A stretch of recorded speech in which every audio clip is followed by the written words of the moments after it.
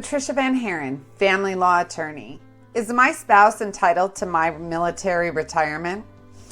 In prior years, a military pension was not able to be divided, even though it was earned during the marriage. However, in 1982, the Uniformed Services Former Spouse Protection Act was established.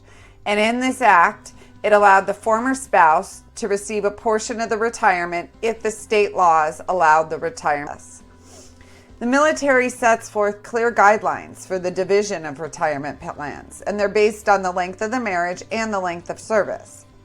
In order to receive direct payments from the retirement without going through a quadro or an actuary, the parties must have been married for 10 years, and those 10 years must overlap the military spouse's service by the 10 years as well.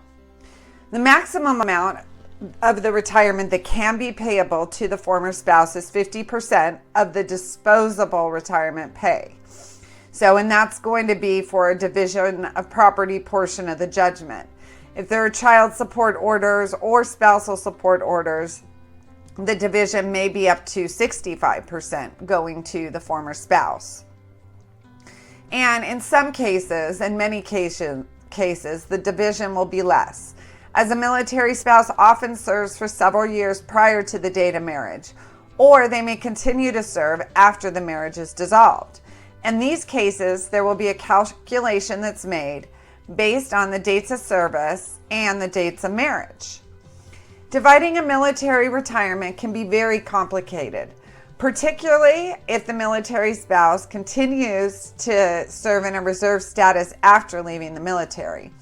Therefore, it's imperative that your family law attorney understands the following three terms: high 36, years of credible service, and points, where the spouse serves in the reserves.